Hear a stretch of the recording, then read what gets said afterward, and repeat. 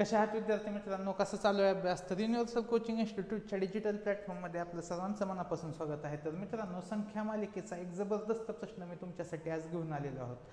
तर हा प्रश्न नेमका कसा सोडवायचा, की ह्याच्यामध्ये आपण बघितलं की आपण संख्या मालिका ज्यावेळेस सोडवत असतो त्यावेळेस आपण पहिलं तर त्या दोन संख्यांमधला फरक चेक करत असतो.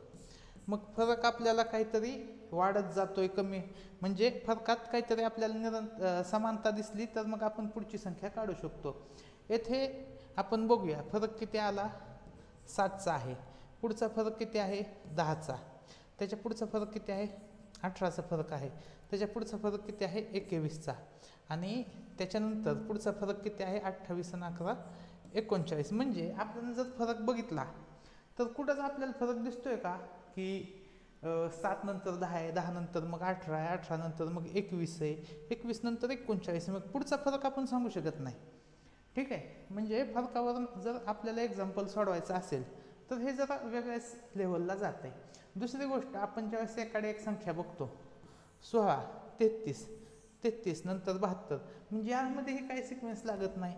23 नंतर 51, 51 नंतर 111, म्हणजे यामध्येही काही सिक्वेन्स लागत नाही. मग हा प्रश्न नेमका सोडवायचा कसा?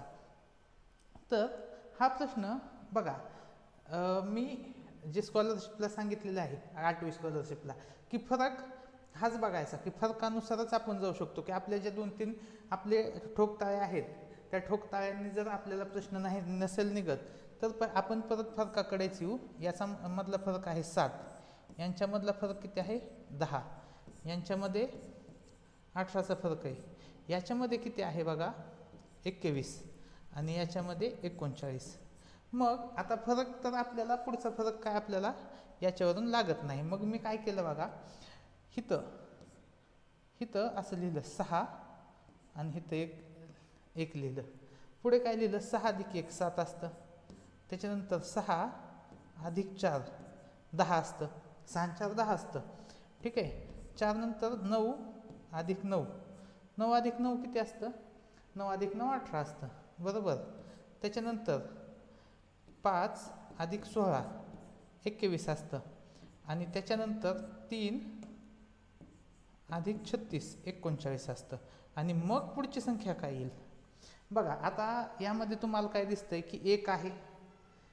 बघा, आपण कलर चेंज करूया म्हणजे अजून समजेल. बघा किती 1 आहे, येथे 4 आहे, येथे 9 आहे, येथे 16 आहे, येथे 36 आहे. म्हणजे काय दिसते हो, वर्गसंख्या आहेत सगळ्या. 1 ही वर्गसंख्या आहे, 4 ही वर्गसंख्या आहे, 9 वर्गसंख्या आहे, 16 वर्गसंख्या आहे.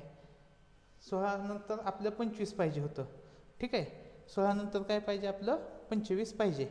आपण 25 अधिक 14 पण करू शकतोय ना, तर 25 अधिक 14च करूया आपण. ठीक आहे, तर बघा हे काय येईल, हे येईल 25 आणि येथे येईल 14. 14 आणि 25 39 होईल. मग पुढची संख्या काय येईल, 25 नंतरची वर्गसंख्या काय येईल, ती येईल 36. ती काय येईल, 36.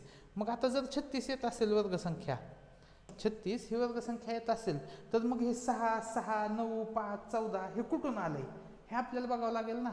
तर बघा, ह्या 16तून 6 कसं बनेल, 16मधून 6 कसं बनेल, तर 1 आणि 6चा गुणाकार 6 बनला. ह्या 2 आणि 3चा गुणाकार किती बनला, तो पण 6 बनला. ह्या 3 आणि 3चा गुणाकार किती बनला, 9 आहे. 5 आणि 1चा गुणाकार 5 आहे. 7 आणि 2चा गुणाकार किती आहे, 14 आहे. मग ह्या 1 1 1 1 1 1 ह्या 3 1चा गुणाकार किती असेल, 1च असेल. म्हणजे इथं आलं 1. 36 अधिक 1 किती झालं, 37. 111 अधिक 37 किती झालं बघा, 148. 148 म्हणजे आपलं उत्तर आलं ऑप्शन सी.